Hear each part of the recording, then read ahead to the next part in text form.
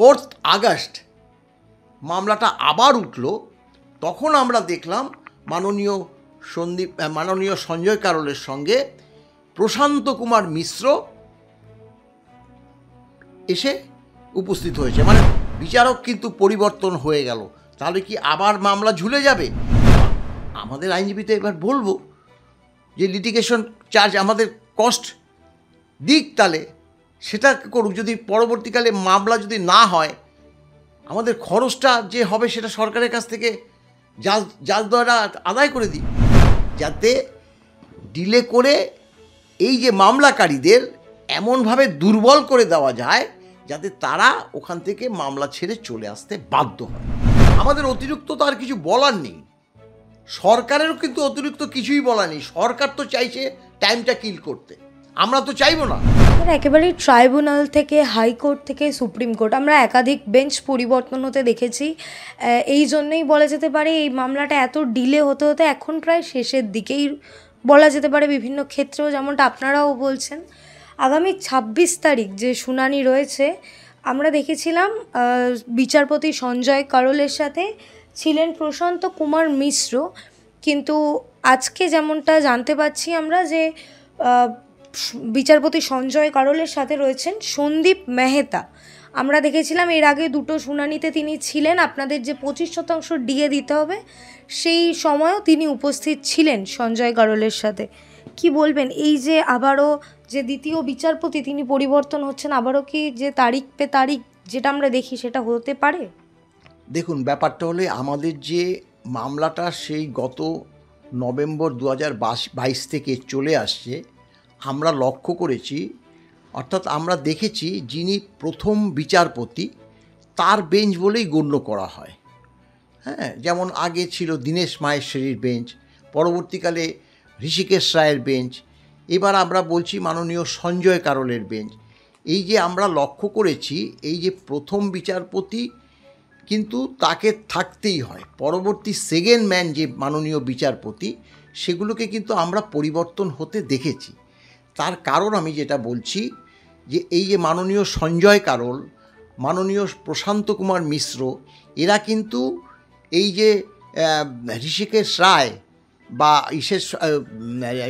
দীনেশ মাহেশ্বরীর সঙ্গে এর আগে বসেছিল। শুধু এরা দুজন না, আমরা দেখেছি SVN ভাট্টি, পঙ্কজ মিটাল, JB পারদিওয়ালা, এরাও কিন্তু সেকেন্ড ম্যান হিসাবে ছিল।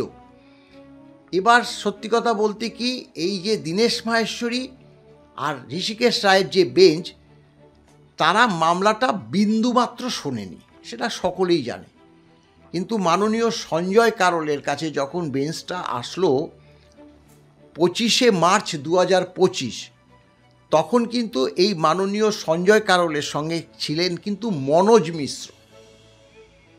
তিনি তখন বলল, মাননীয় সঞ্জয় কারোল বলল যে আমরা ডিএ মামলাটি শুনবো, কারণ আমি ডিএ মামলা সম্বন্ধে ওয়াকিবহাল। কেন ওয়াকিবহাল? ওই যে বললাম যে মাননীয় সঞ্জয় কারোল, প্রশান্ত মিশ্র, SVN ভাট্টি, এরা কিন্তু মামলাটা সেই সময় ছিল, মামলাটা কি হচ্ছে না হচ্ছে তারা কিন্তু শুনেছে, শুধু টাইমটাই মানে চেঞ্জ হয়েছে, এমনি শুনানি তো হয়নি। তা এই যে 25 তারিখে যখন প্রথম সঞ্জয় কারোলের বেঞ্চে উঠল এবং তিনি যখন বলল যে মামলাটা আমরা শুনব, তখন কিন্তু মনোজ মিশ্র ছিল। এবার তিনি ডেট দিলেন যে শুনবো কবে, শুনবো হচ্ছে 22/4/25।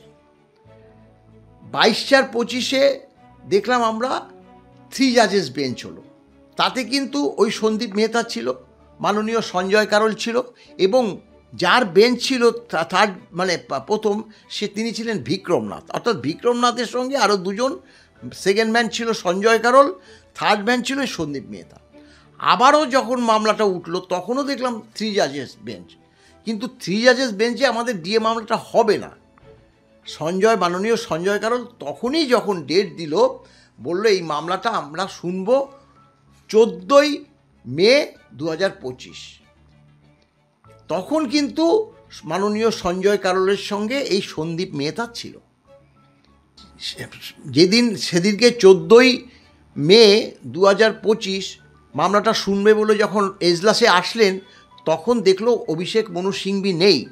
তখন সরকারি আরেকজন আইনজীবীকে বলল যে দেখুন, আজকে দেখছি যে মাননীয় অভিষেক মনু সিংভি নেই, আগামী 16 তারিখ অর্থাৎ একদিন বাদ দিয়ে মানে 16ই মে কিন্তু তিনি যাতে থাকে, আমি কিন্তু এই মামলাটা অবশ্যই শুনবো। সেই সময় কিন্তু সন্দীপ মেহতা ছিলেন।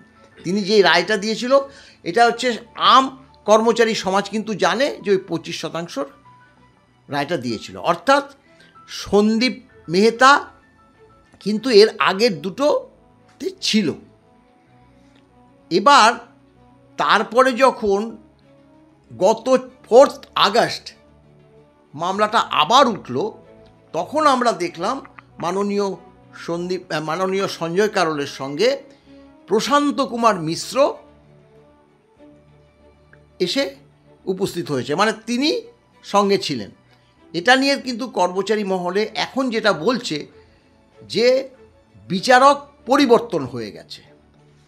সে সময় কিন্তু যেহেতু সন্দীপ মেহতা আমাদের রায়টা দিয়েছিল সঞ্জয় কারোলের সঙ্গে 25%, তখন অনেক ইউটিউবার বলছে বিচারক কিন্তু পরিবর্তন হয়ে গেল, তাহলে কি আবার মামলা ঝুলে যাবে? এই ধরনের একটা বার্তা কিন্তু আমরা দেখেছি। কিন্তু বিচারক পরিবর্তন হয়েছে, প্রশান্ত কুমার মিশ্র এসছে, কিন্তু সেই যে ম্যারাথন শুনানি 4, 5, 6, 7 এই প্রশান্ত কুমার মিশ্র সঙ্গেই কিন্তু সঞ্জয় কারোল শুনানিতে অংশগ্রহণ করেছিল। এবার আমরা দেখলাম তারপরে 12 তারিখে মামলাটা ছিল, হয়নি, সেদিনও কিন্তু মাননীয় প্রশান্ত কুমার মিশ্র ছিল। এবার 26 তারিখে আবার সেই সন্দীপ মেহতা তিনি কিন্তু ফিরে এসছেন।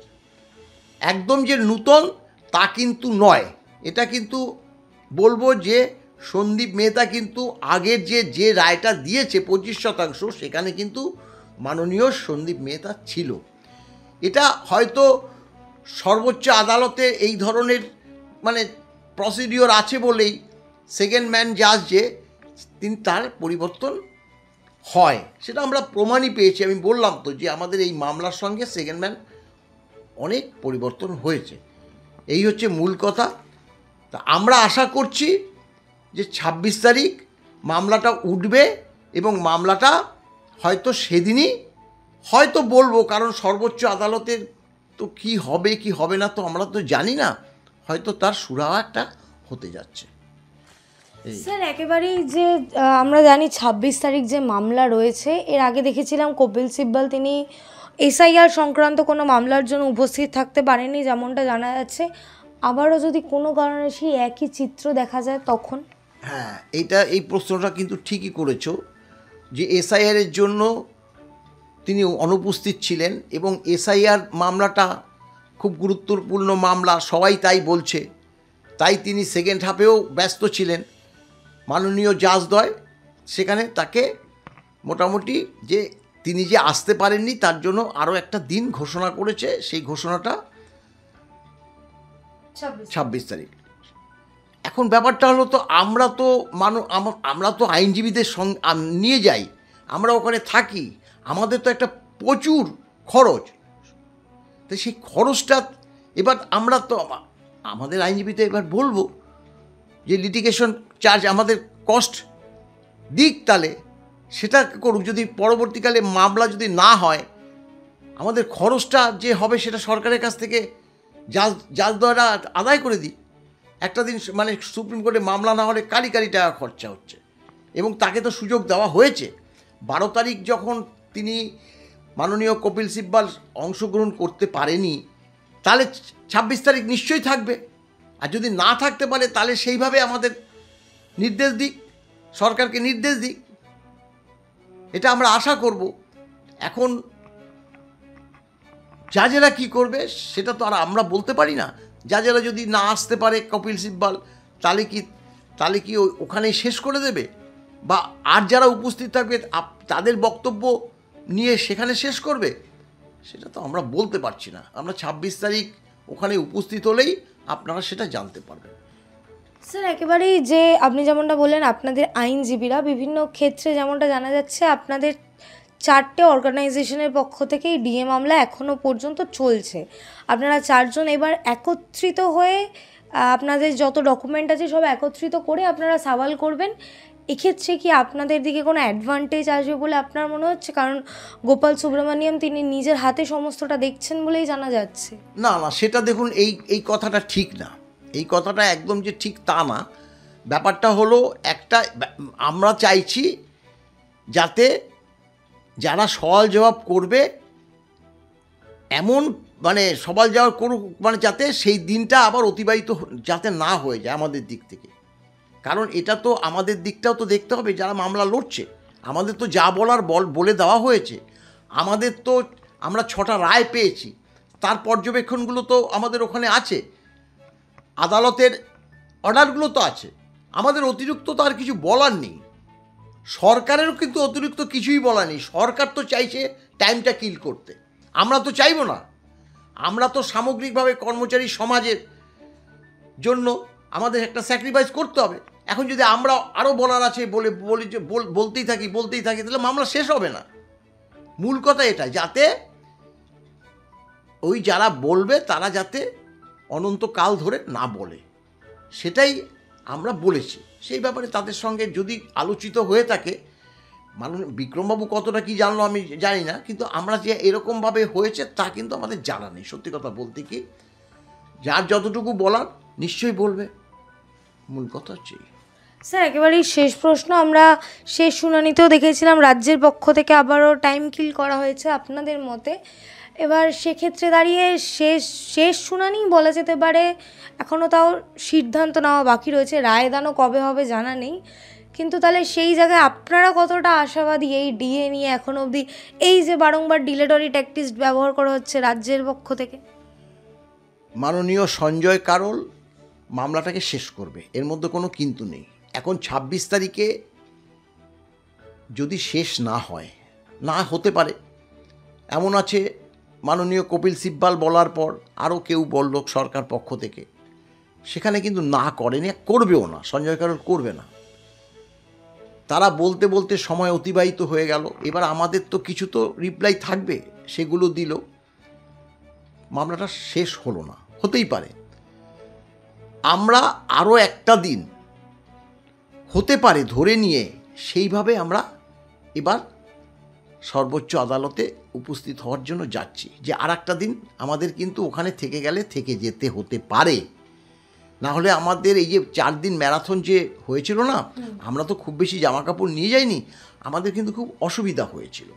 তাই এবার অন্তত আরও যাতে একটা দিন থাকতে হতে পারে, সেইভাবেই আমরা প্রস্তুতি নিয়ে যাচ্ছি। তার বেশি হলে পরে আমাদের পক্ষে মামলাটার চালানোও কিন্তু একটু অসুবিধাজনক হয়ে দাঁড়াবে, যেটা কিন্তু সরকার চাইছে, যাতে ডিলে করে এই যে মামলাকারীদের এমনভাবে দুর্বল করে দেওয়া যায় যাতে তারা ওখান থেকে মামলা ছেড়ে চলে আসতে বাধ্য হয়। তবে আমরা কর্মচারী সমাজের কাছে মানে বারবার বলছি যে আমরা ঘটিবাটি বিক্রি করে হলেও এই মামলা সম্পূর্ণই করব, কিন্তু সরকার সেটা তো বুঝতে পারছে না। সরকার ভাবছে যত পারি এদেরকে খরচা করি, কারণ আমাদের টাকা আপনাদের টাকা নিয়েই তো সরকার সেই তহবিল থেকে তো সরকারি আইনজীবীদের টাকাগুলো দিচ্ছে, কারি টাকা। সেটা 2-4 লক্ষটা না, সে তো 20 লক্ষ, 15 লক্ষ, এমনকি 25 লক্ষ টাকা দিয়েছে, সেরকম উদাহরণও আছে আমাদের কাছে, তার ডকুমেন্টসও আছে। তাহলে এই মূল কথা আর কি।